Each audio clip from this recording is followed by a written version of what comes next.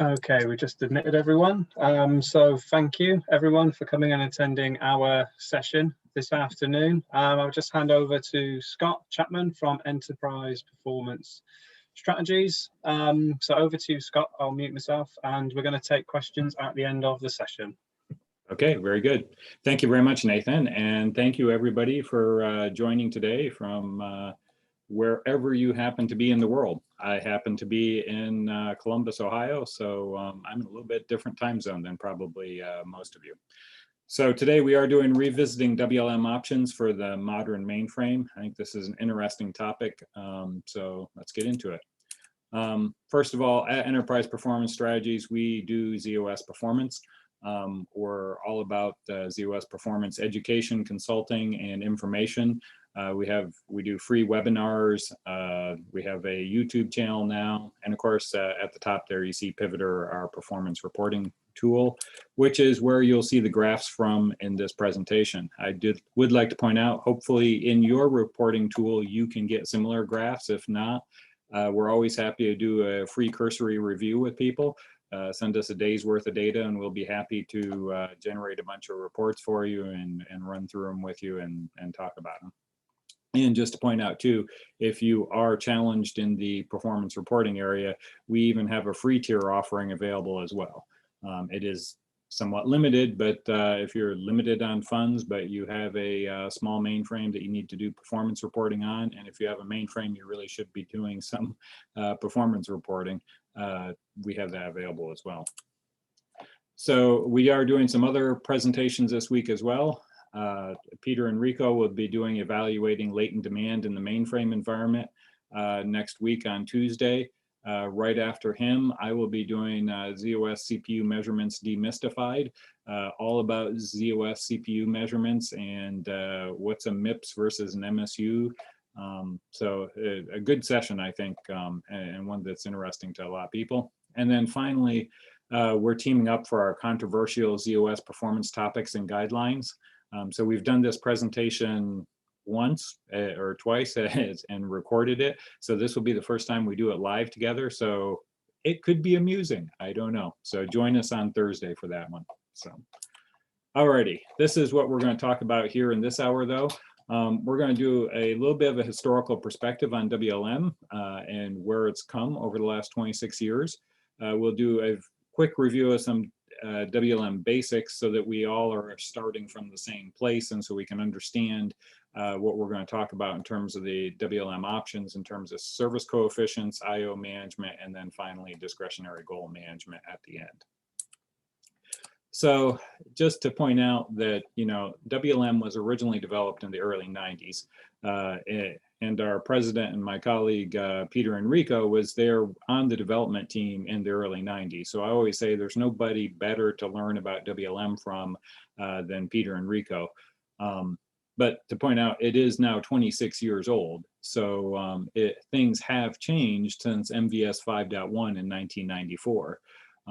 And most shops converted to WLM management in the early 2000s. So that's still 20 years ago. So things have changed over the past 20 years.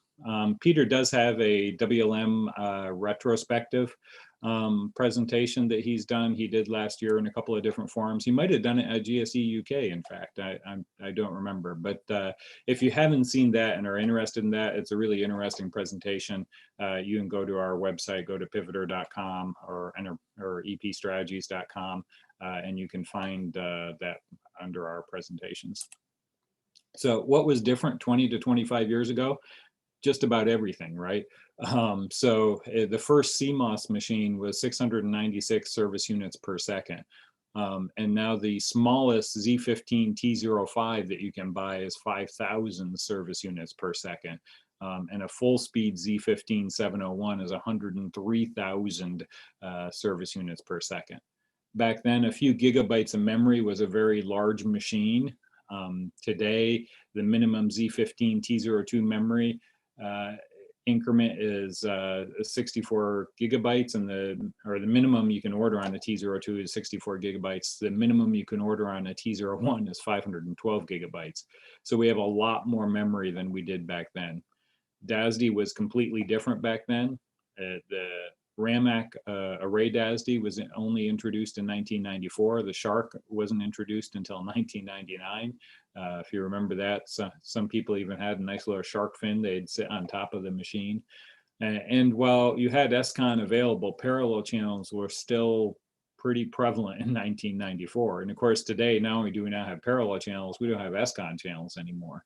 And back then, with an SCON channel, remember, you could only be doing one IO at a time down an SCON channel. Versus today with FICON, you have multiple IOs that can be open and running at the same time down there. There's some interesting quotes I found over here from 1994. Disk was $3 a megabyte for a disk, $3 a megabyte, not a gigabyte, a megabyte. And I thought it was interesting that the total DASD shipments were expected to be around 1,000 terabytes, which is interesting to me because how many of us, actually have an interesting fraction of the total worldwide DASD shipments in our house today, right? So if you don't have 10 terabytes of storage in your house, well, I guess you're not using computers as much as I do, I guess. So this is the timeline for WLM IOs, WLM and IO features. The primary thing that I want to point out here, which is critical for understanding what we're going to talk about later, is that Hyper PAV came out in 2006. That was 14 years ago. And Super PAV came out in 2016. That's a little less important, but it's still now been 4 years. So this is the basics quick review. Just to point out that that WLM manages work in service class periods. Service classes are basically a construct within WLM that defines work with similar work types, performance goals, resource requirements, and importances. And a service class consists of a name, a description, and then one or more periods. Okay, and periods are important. We're going to explain those in just a moment. And the period is where you set the performance goal and the importance. And if you have more than one period, the first periods will have durations. And we'll explain all of those in just a moment. But it's important to understand that WLM is managing work at the service class period basis, not the service class basis. Now, when you only have one period in a service class, I guess it kind of is at the service class basis, but you can have up to 8 periods in a service class. That probably wouldn't make sense, but service classes with 2 or 3 periods are not uncommon. And of course, you can have up to 100 service classes. The note here says since OS 390 1.3. Interesting trivia is before that point, the number of report classes and service classes were reversed. And then they realized that no, you really don't need that many service classes to actively manage a system well. And in fact, having too many service classes can actually cause some problems. So service class periods. WLM, as I said, manages work at the service class period, and you can have up to 8 of them.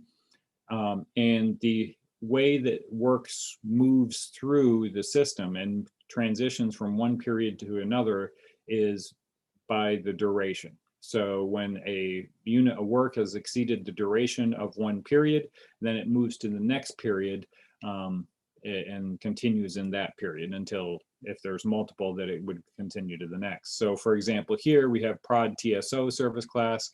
We have a period 1 goal with a duration of 500. It has, or a duration of 500. It has a goal or 95% complete within 0.1 seconds, and it's an importance 2. When this work has consumed more than 500 service units, transitions down here, it'll live in period 2 until it's consumed 15,000 service units, and then it moves on.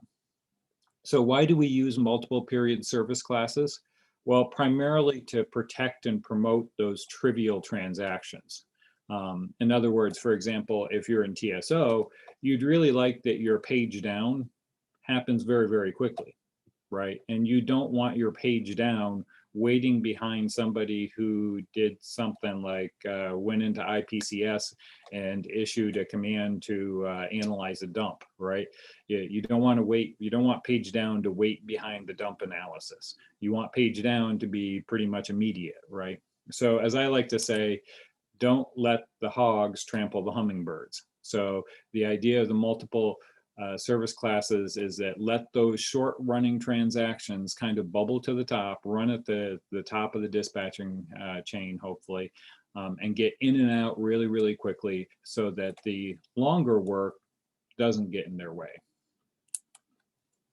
Now, we haven't talked about what those service units are. We'll talk about in just a moment, or how they're measured. But the other thing that we have to be cognizant of is the service coefficients. Okay, the service coefficients basically scale service units from raw values. And we'll talk in more detail in just a moment about that. And you set that here on the service coefficient and service definitions options panel. Okay, now there's also some other options that we're also going to talk about later in the presentation as well. This is also where you set IO priority management, IO priority groups, dynamic alias tuning, and deactivate discretionary goal management. Okay, the IO priority management basically says WLM will keep the IO priorities separate from the CPU priorities and manage them separately. IO priority groups is a way that you can give some service classes a higher IO priority versus all the other service classes. Dynamic alias tuning, we'll talk about later, but basically was a way for WLM to manage PAVs. Not necessary today since 2006 with hyper PAVs and super PAVs. And then deactivate discretionary goal management, we'll talk about more at the very end of the presentation. So service coefficients and the concept of service. One of the basic functions of WLM is to monitor the performance characteristics of all the work that is running on the system. And WLM does this because he wants to understand how much processor resource, processor, memory, and IO the different work units are consuming, because those are the things that WLM can control. Now, to understand this in a way that makes sense and compare across multiple work units that are using different amounts of processor versus different amounts of IO, they came up with this concept of service units. And the whole idea of service units was to represent all three of those, processor, memory, and IO, in one standardized form. Okay. And so when a transaction comes into the system, it starts off with basically a service unit count of 0. And then as it runs, you can see the service units accumulate and that transaction grows in terms of the total service units. This is what it looks like as it runs through the system. You can see we reach the limit in one period. And when we reach the limit in the one period, we age down into the next period, okay? So the service units are broken down into 4 buckets, actually. The first 2 are CPU and SRB, which is, these are both CPU measurements. One is just TCB and SRB. So we can just lump all of these together in our mind as CPU service units. We also have IO service units, also shown as IOC on the options panel. This is the measurement of the individual dataset IO and just spool reads, and it's calculated from EXCP counts and device connect times. And then finally, we have storage service units, or memory, also known as MSO. And you can see it's scaled here to try and bring it in line with CPU capacity.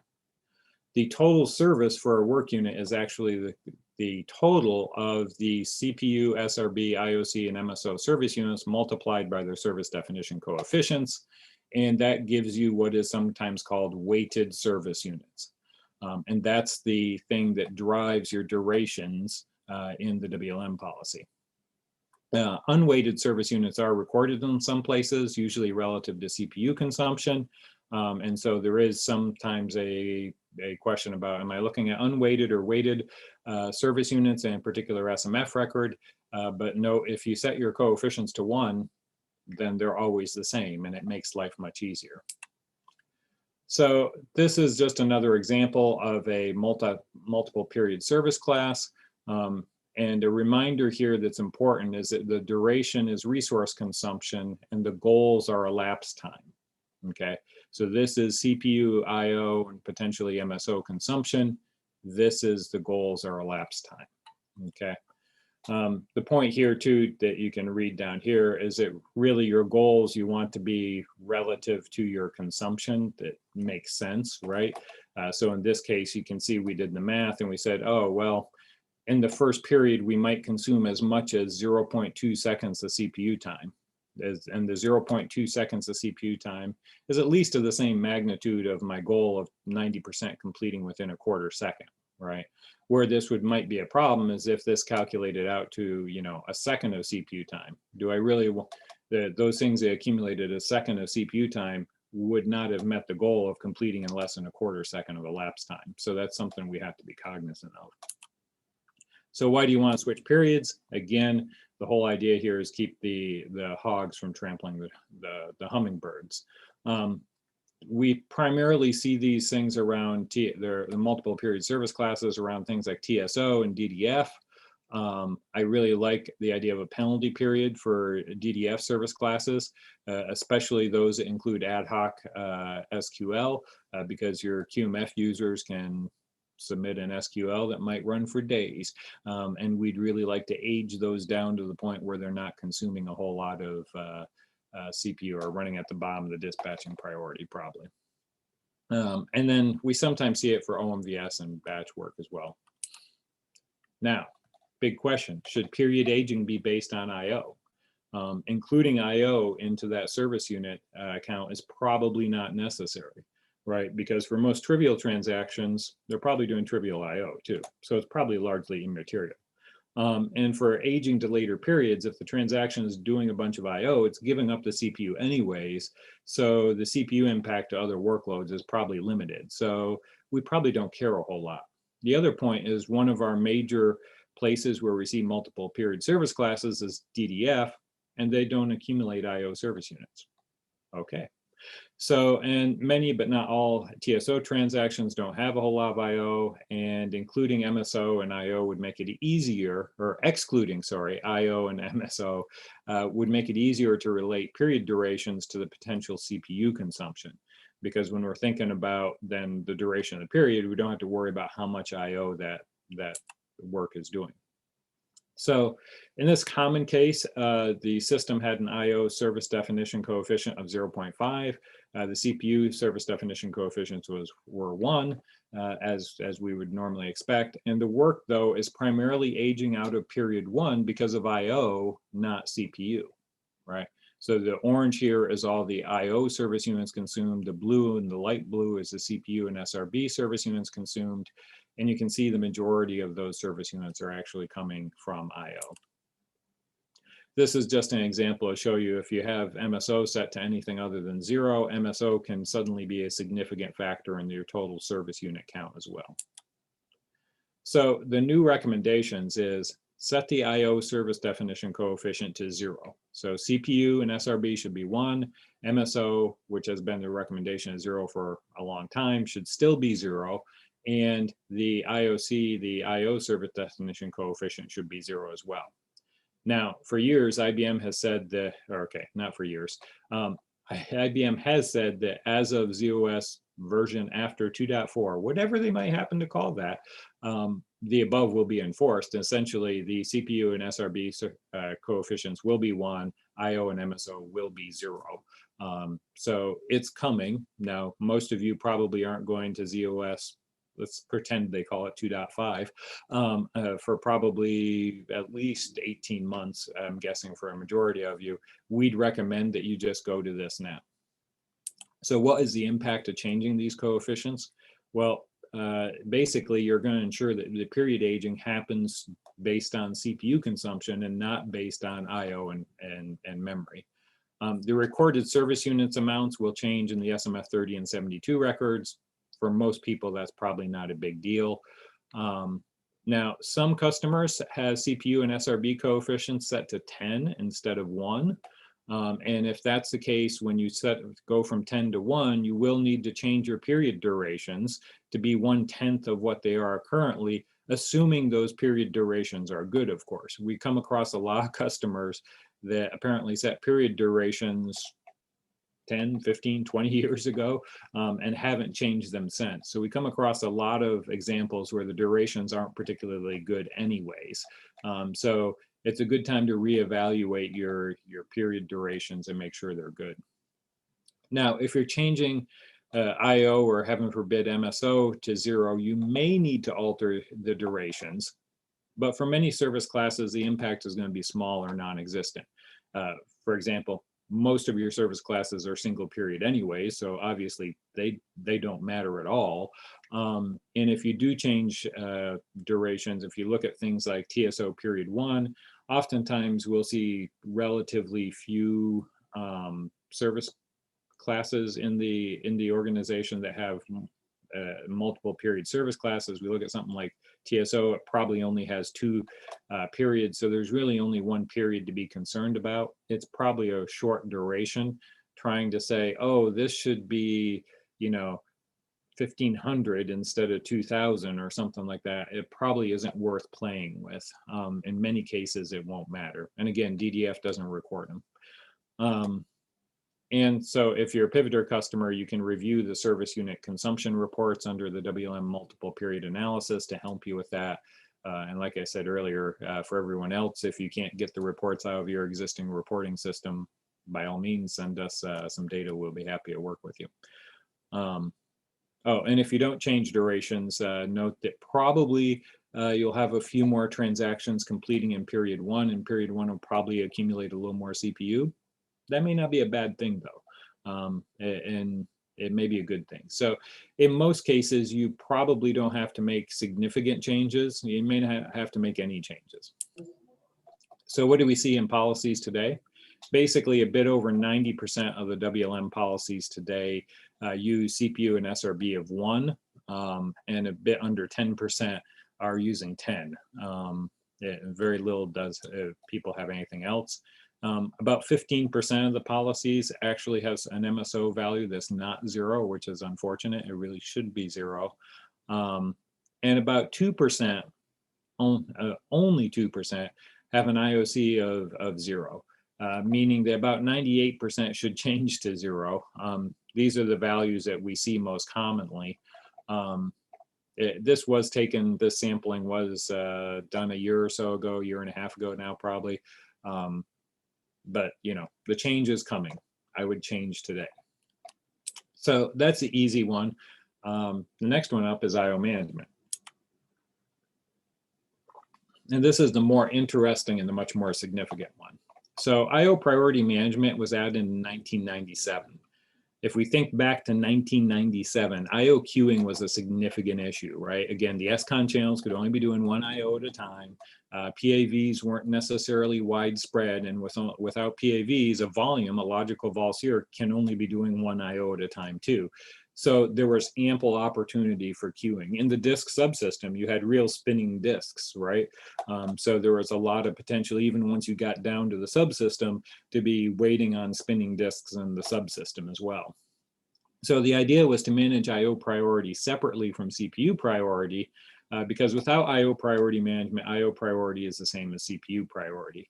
And the idea was, hey, let's give higher priority, let's give certain workload that is IO bound, higher IO priority, so they can get to the front of the queue in and out in terms of how it's working, especially, all the way through from the mainframe all the way down into the disk subsystem. Because the IO priority is also passed down to the DASD controller and can influence the queuing in the DASD controller as well. So when I first got interested in this topic, my first question was, well, does that actually happen today?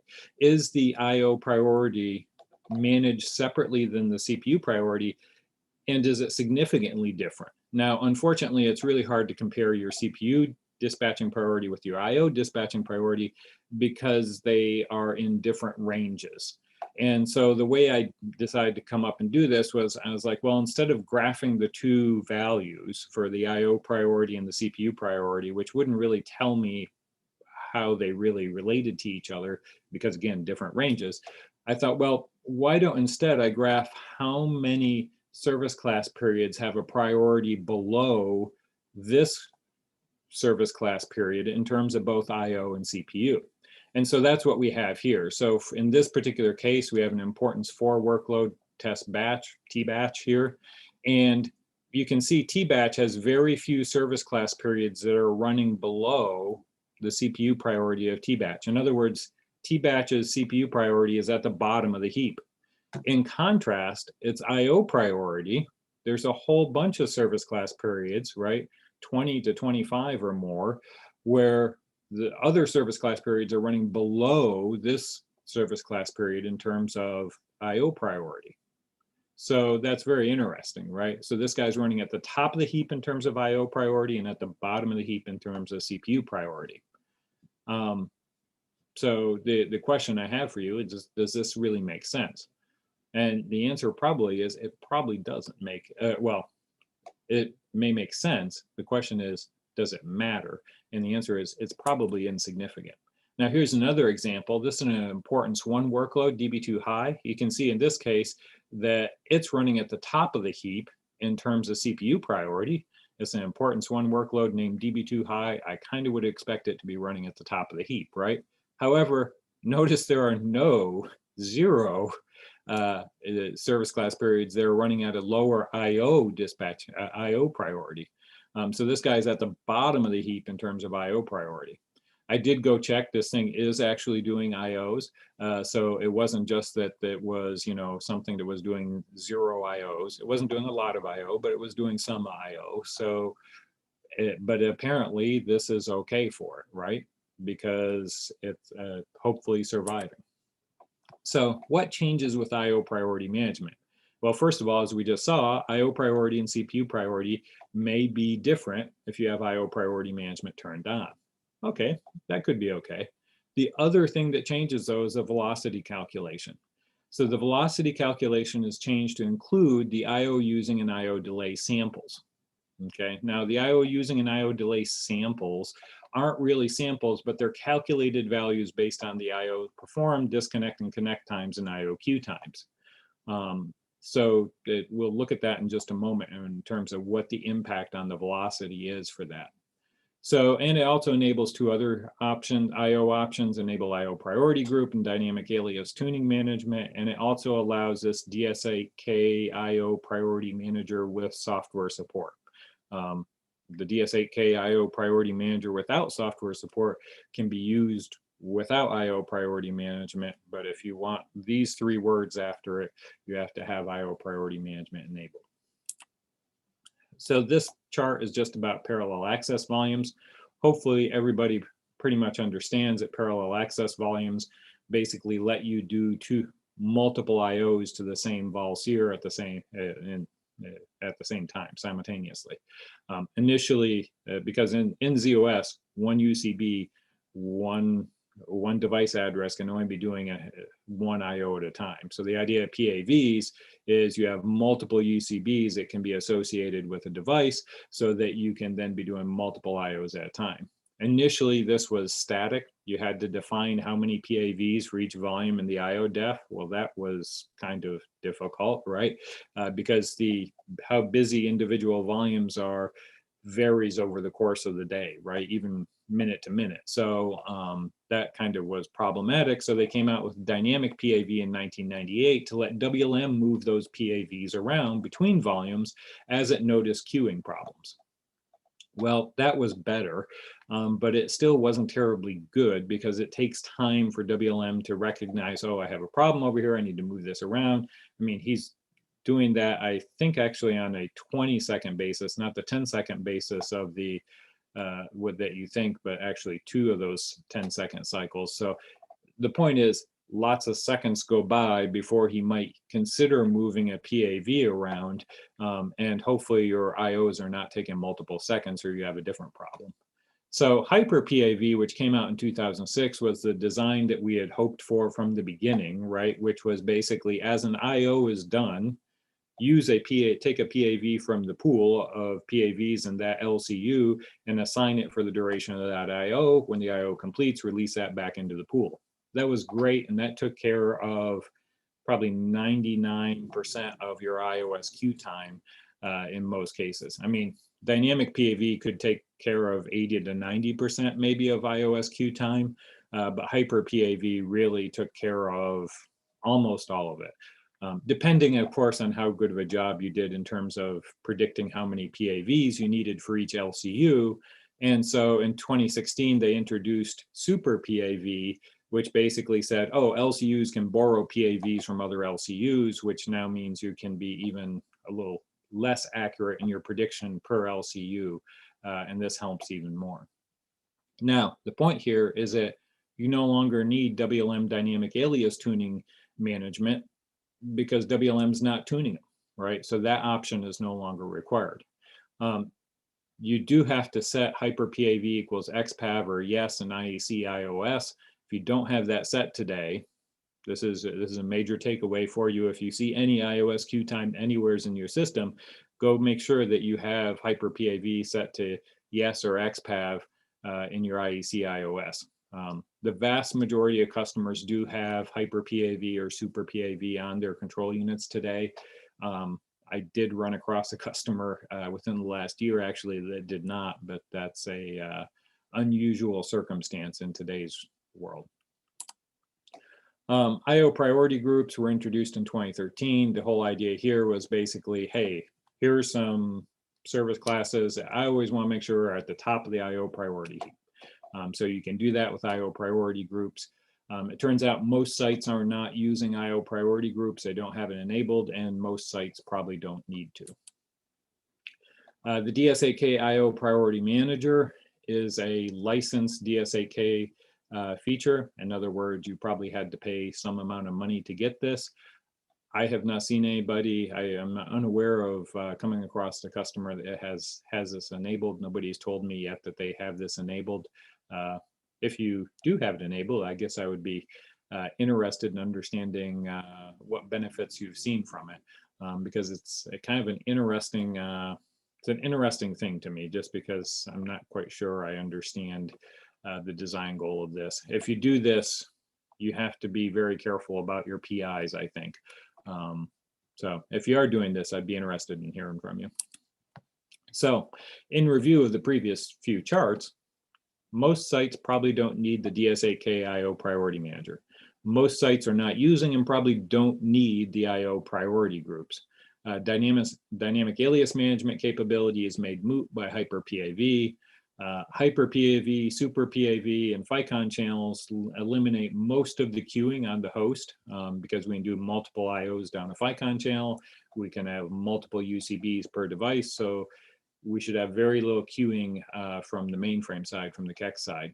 And then on the controller, we have improved technology such as SSD, flash, easy tier, faster processors, all that sort of stuff on the back end makes control unit queuing more difficult as well. That's not to say that it doesn't happen or can't happen. It's just there's fewer places to queue up, right? We're certainly seeing many customers going to all flash, even large customers just going all flash across their entire storage subsystem. So the question is there a need to manage IO priority separately from the CPU priority? And in most cases, I submit that the IO priority being the same as the CPU priority is probably fine. If we think back to that DB2 example, we had an importance one workload, DB2 High, where his IO priority was at the bottom of the heap. Would it be problematic if that IO priority of DB2 High was at the top of the heap? In other words, it was the same as the CPU priority? It's probably okay, right? And would it make sense, you know, that test batch workload that had IO priority at the top of the heap, but CPU priority at the bottom? Would it be okay if test batches IO priority was at the bottom? It probably would be okay, because in most cases, there's no queuing anyways. So to say, hey, put this at the head of the queue, doesn't matter if you don't have a queue. It's sort of like going to the grocery store and saying, I have a special card that lets me get first in line. If there is no line, it doesn't matter. I hope I didn't pay a whole lot for that card, right? So, although I would really like that card, especially in today's world. So does it make sense then, the final thing about IO priority management then is, does it make sense to include IO in the velocity calculations? And we used to say, even relatively recently, hey, you know, including IO in the velocity calculations is probably a good thing because it smooths out the velocity. And in fact, it does smooth out the velocity. The problem is it smooths it out to a value in some cases that doesn't change as quickly as we'd like. So this is a prime example here We have an importance one workload, DB2 prod. DB2 prod here, the purple line, there's a lot going on this chart, but let me try and explain it here. This purple line up here is the actual velocity that is being achieved by this particular service class period. You can see over here, the velocity is on the second y-axis over here. You can see it's actually achieving a velocity above 90. Its goal is 90. It's achieving a velocity above 90. You can see over here, it's achieving a velocity above 90 as well. Now, down here, what we have in the bar charts here is the samples. Okay, so the dark blue sample is CPU using, light blue sample is CPU delay samples, dark orange is IO using, light orange is IO delay samples. But you don't see any light orange there, do you? Why don't you see any IO delay samples? Well, we got rid of most of the IO delays in the system, right? We just talked about how we don't have queues primarily for IO. And so your IO delay samples essentially become zero. Also, the IO using samples are based on things like the number of IOs and the device connect time. Oh, there's my little IO delay right down here. Here's an example. See that little light orange right there? It's very, very tiny, right? So, and our IO using is calculated based on the number of IOs we're doing in connect time. Well, with much, much faster response times, we can do a whole lot more IOs today than we could in the past. And so what is not uncommon is this exact situation where the IO using samples are completely dwarfing the CPU using and the CPU delay samples, okay? And what happens then is that we end up with things like a velocity above 90. Okay, I've seen velocity above 90 for IO intensive workloads on relatively small systems with few processors that really have no business achieving a velocity of above 90 for those workloads. Why is it? Because they can do a bunch of IO. And in fact, what you'll see here, this green now is this dark green is the velocity that would have been achieved based on these numbers that we see here. The actual velocity achieved would be different if we managed it differently, but just based on these numbers here, what the velocity would have been if we calculated it without IO. In other words, if we had no IO priority management, okay? And so what we see here is that the CPU, basically the velocity without IO, is running more about 50 or 60, right? Now, the interesting part about this, why do I care about this?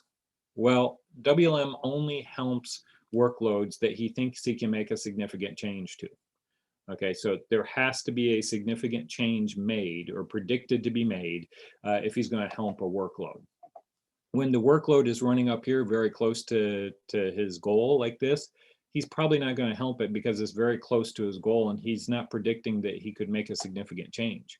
Even if we raise this goal to 95, well, here he's running up close to that anyways. Again, it's not enough room for WLM to manage that particular workload because, you know, you do the analysis and say, oh, well, this might then achieve a velocity of 91 instead of 90. Is that a significant change? Probably not, right? So actually, I don't remember the exact thresholds. I'd have to go back and ask Peter again. But there is a threshold that, you know, you have to predict a certain amount of velocity change, and it's I don't remember what the number is, so I'm not going to say it, but it's certainly more than 1 or 2.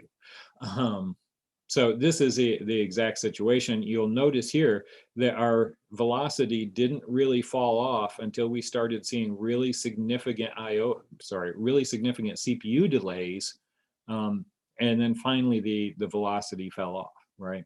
So WLM wasn't even paying attention to him until this guy suffered really significant CPU delays. This is not an uncommon situation that we see today.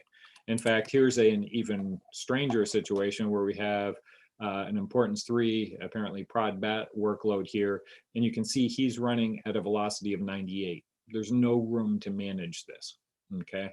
Again, this is a case where if we turned off velocity and we used the velocity without IO, he would have been getting a velocity around 55. We could have set a goal of about 55, and that's something much more useful that WLM could manage to. Now, the fact of the matter is they had a crazy goal down here of 30, which doesn't match either of them. So this was a terrible goal probably to begin with. But the fact that we have IO in the mix here means that this work is going to be very, very difficult for WLM to manage because it's achieving such a high velocity because of the IOs.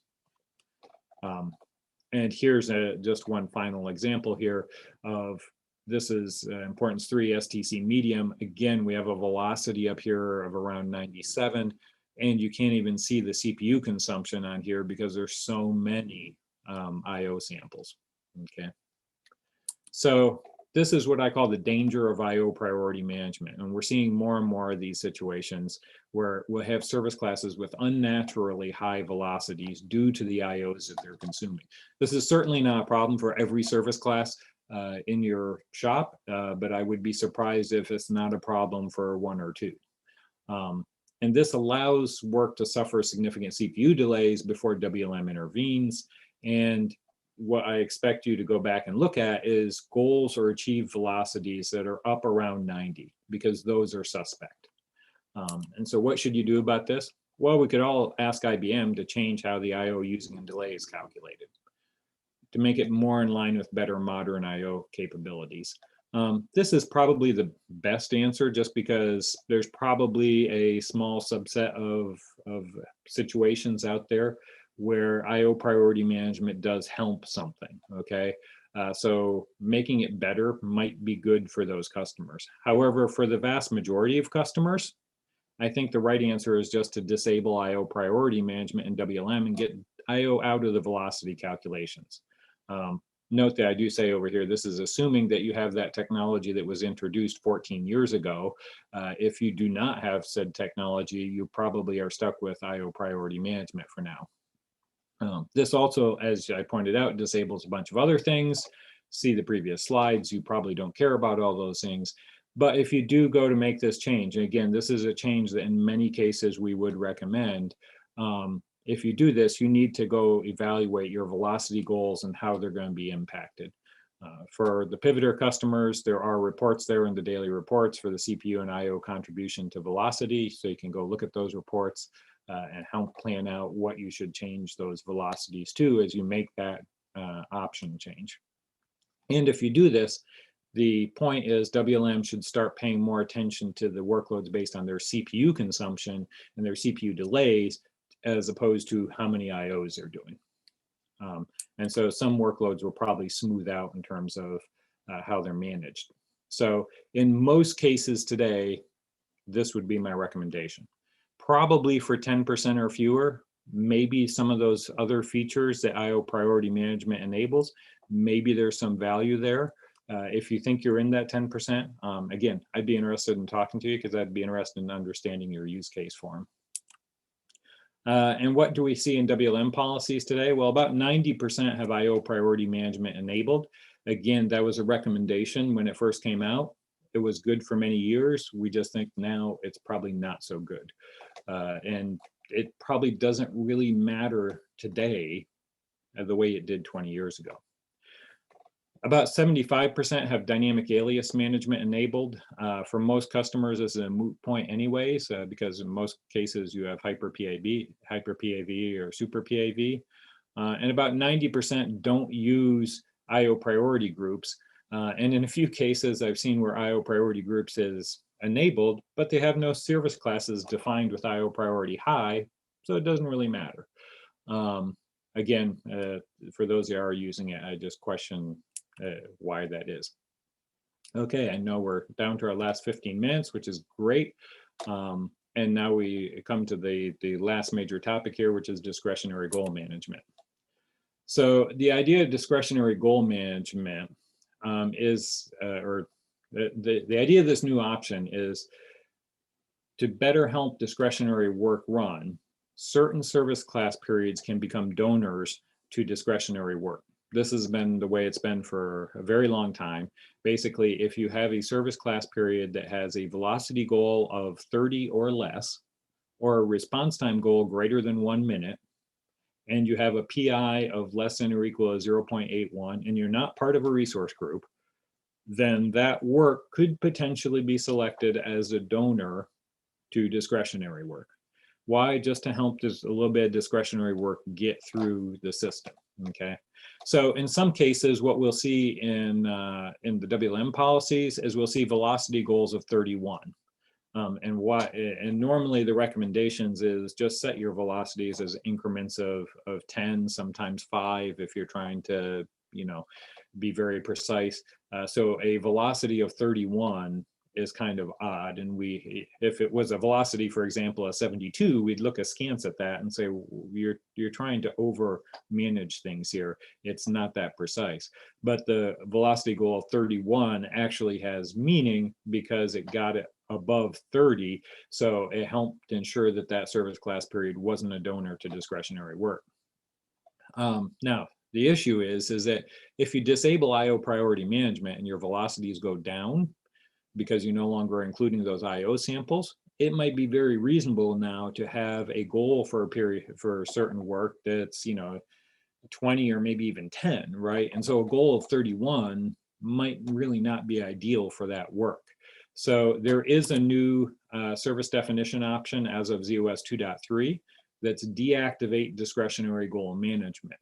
So if you're in that situation where you have these relatively low velocity periods and you don't want them to donate to discretionary for whatever reason, and maybe it's that you have a whole bunch of work in discretionary and you truly want that work to be discretionary, you don't want the system helping it trickle along or whatever, then set this to yes. Now, in many cases, I don't expect that this is a problem one way or the other. But if you are seeing if you are seeing a situation where yes, discretionary seems to be getting more CPU than I would have expected, and you have the service class periods that are in this sort of situation here, then maybe setting this to yes to deactivate discretionary goal management would be useful to you. Okay. Prior to, if you have IOs included, having a velocity goal of less than 30 was somewhat unusual. And so it would be somewhat less likely. Now with turning off IO priority management, I think this option becomes more useful in more cases. So in summary, service coefficients should now be 1, 0, 0, and 1. This will be enforced in ZOS after 2.4. So this change is coming to you, whether you like it or not eventually. So our recommendation is go to it today. This is really only a significant change if you have service definition coefficients that are too large.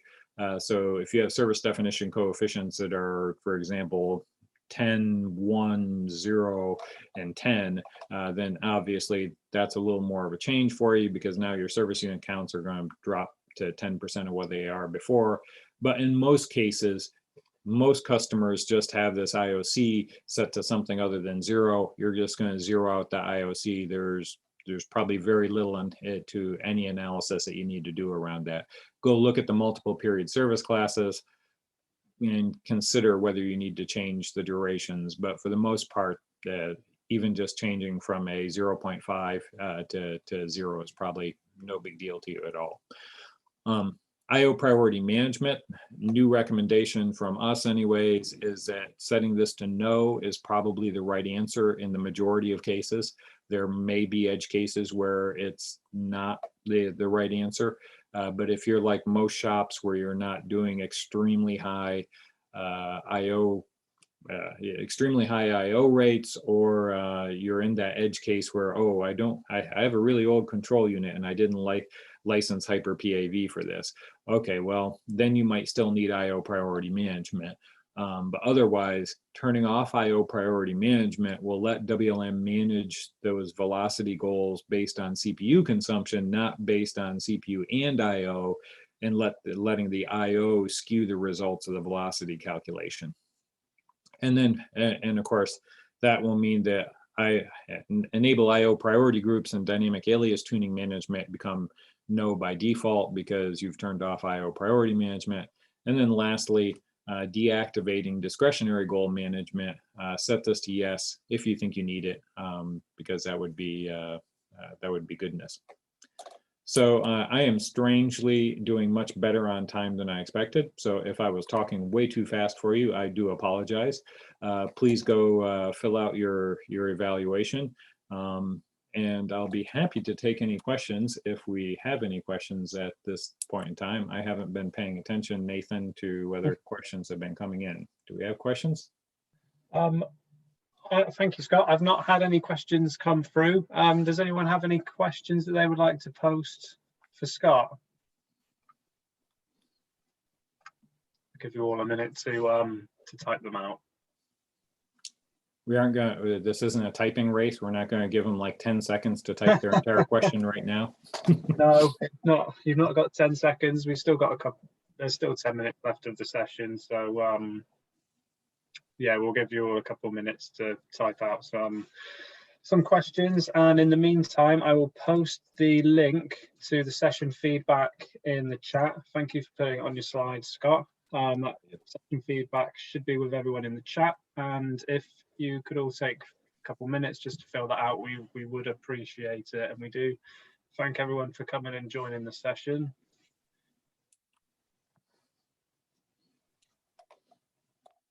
Still have no questions through.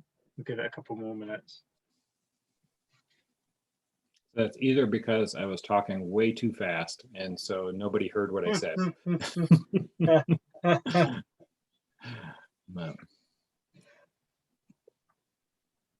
No, the slides will be online so that we can access them afterwards. And if anyone would like to access the slides, then is your contact information available, Scott?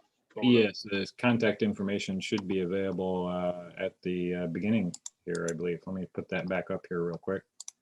Do I know? Oh, I didn't have my oh, well, give me one moment. I will, yes.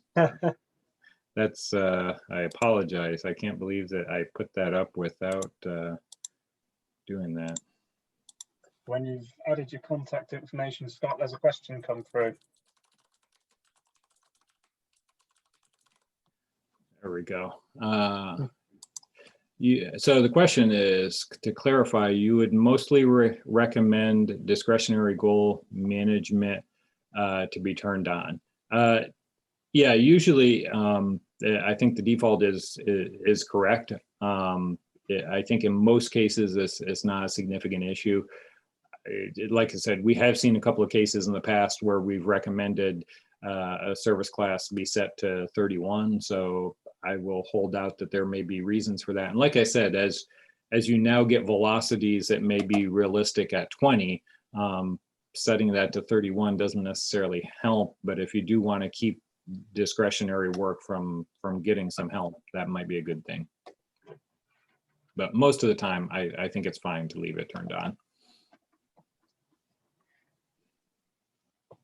I think you've answered the question. Got a little thank you. Is there any questions from anybody else? We still have a couple more minutes if there is any other questions.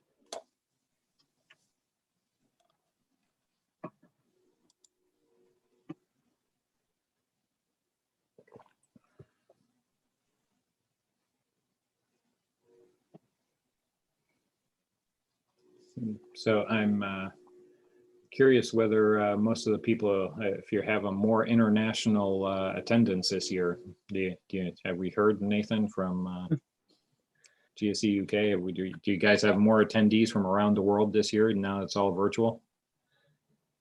I've not heard myself, and the participants list that I can see is only people's names, so I'm not sure of people's locations or companies, so I've not got a feel for that at the moment.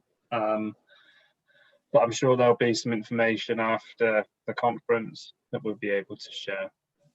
We have somebody from Sweden. We got Belgium. So we've got some Euros. Good deal. Germany, Ireland. Look at that. Hey. Yeah, so it is quite India. Wow. India. That's Chicago. There we go. From the US. Had to get up even earlier than me. Finland. I wonder if there's anyone from the UK. So I guess you'll need to rename it Guide Share World.